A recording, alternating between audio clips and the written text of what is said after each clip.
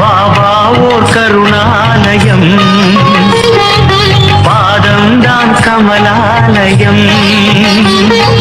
பாபா ஓர் கருணாலயம், பாதம்தான் கமலாலயம். சாயப்பா உறவுகள் அனைவருக்கும் வணக்கம். சாயப்பா மேல் நம்பிக்கை வைத்து அவரை நினைத்துக் கொண்டிருக்கும் உங்கள் அனைவரின் வேண்டுதலையும் சாயப்பா நிறைவேற்றுவார்.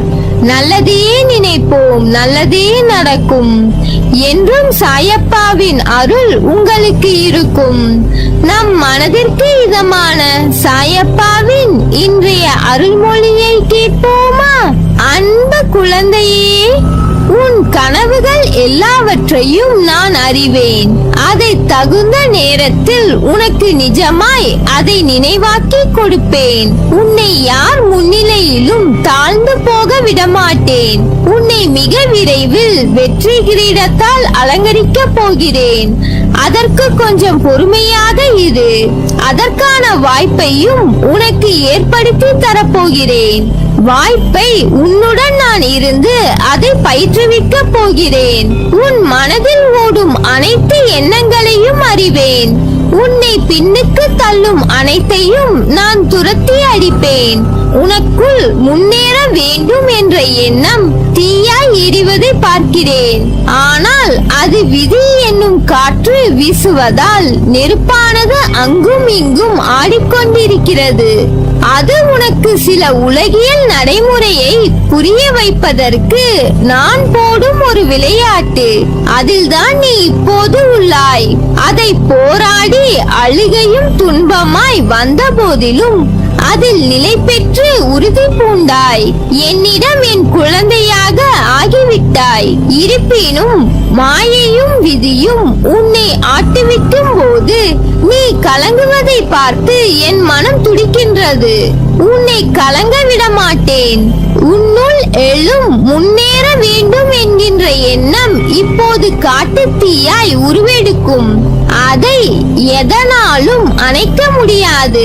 உனக்கு நான் இருக்கிறேன், இருப்பேன் என்றென்றும். நீங்கள் எதை செய்தாலும் எந்த காரியத்தை முடித்தாலும் அனைத்தும் நான் என்று கூறிக்கொண்டிருக்கிறீர்கள்.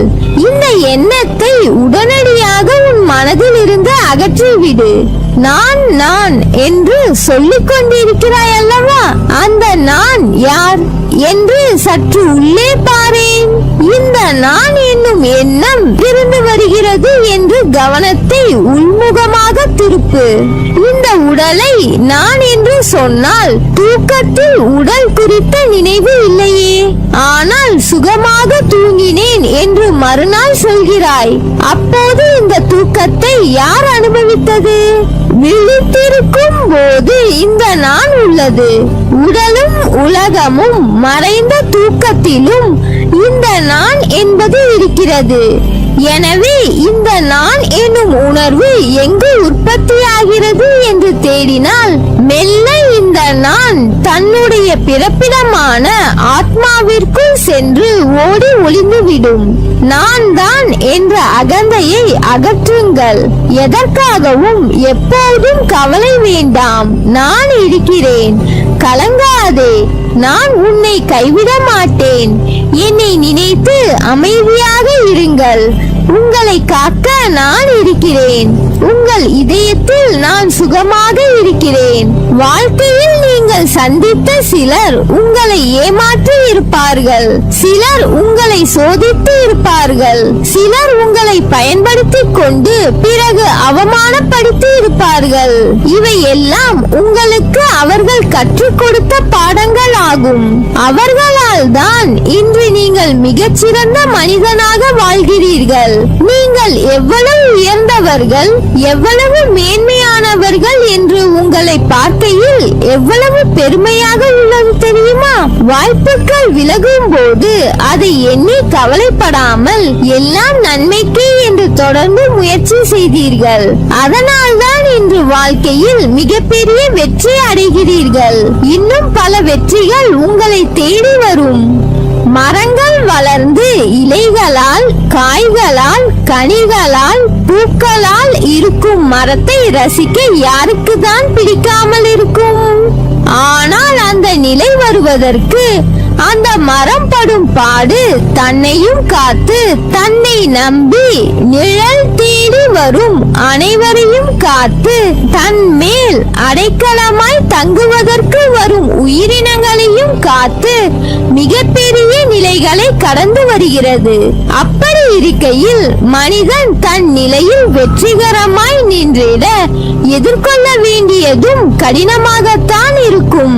சோதனையை தாங்கி நகர்ந்து வரும் அந்த சிறிது நேர போராட்டம்தான் உன்னை எப்படி என்று உனக்கே தீர்மானித்து காட்டும்.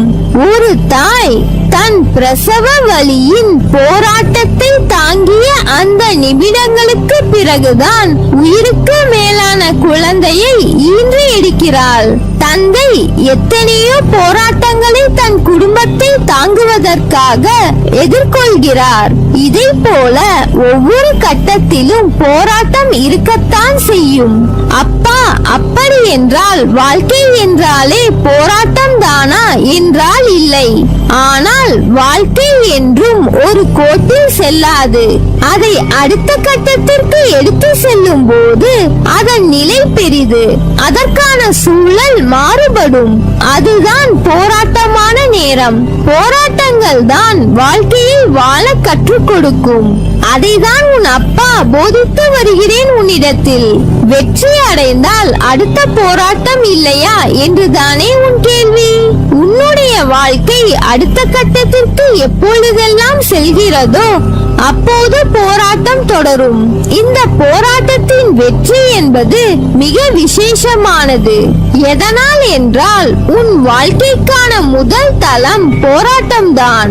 நீ இப்போது எதிர்கொள்வதில் வெற்றி பெற்றால் பக்குவம் என்ற பொக்கிஷமாக மாறுவாய். அதனால் தான் கூறுகிறேன், உன் மனதில் இருக்கும் கேள்விகளுக்கு இன்று விடையளிக்கிறேன். சுயநலம் இவ்வுலகில் அகன்று இருக்கிறது. எல்லா மனதிலும் சுயநலம் இருக்கிறது. ஆனால் ஒருவருடைய சுயநலம் மற்றவர்களுக்கு துன்பம் விளைவிக்கும் பொருட்டு இருந்தால் அது தவறு. உன் முன் ஒருவர் கஷ்டப்படுகிறார் என்று தெரிந்தால் அவர்களுக்கு உதவி செய். வேலை இருக்கிறது, எனக்கு உதவ நேரமில்லை என்று போவதுதான் உண்மையான சுயநலம்.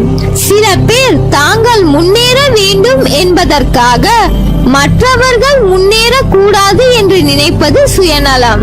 அவர்களுக்கு பொறாமையை தூண்டிவிட்டு மற்றவர்களுக்கு கெடுதல் நினைக்க வைக்கிறது. அதைத்தான் நான் தவறு என்று கூறுகிறேன். உன்னால் இயன்றதை உதவியாய் செய். செய்யும் உதவியை சொல்லிக் காண்பிக்காதே யாரிடமும். நீ செய்த உதவிக்கு பயனில்லாமல் போய்விடும். நான் முன்னேற வேண்டும் என்று எண்ணுவது சுயநலம் அல்ல. அப்படி நீ சிந்தித்தால் அது மற்றவர்களின் முன்னேற்றத்தை நீ விரும்பவில்லை என்று அர்த்தமில்லை. அந்த பார்வை உன் கண்ணுக்கு புலப்படவில்லை என்று அர்த்தம். மற்றவர்கள் உதவி என கேட்டிருந்தால் அவர்களின் கஷ்டத்தை நீ பார்த்தால் கண்டிப்பாக உதவி இருப்பாய்.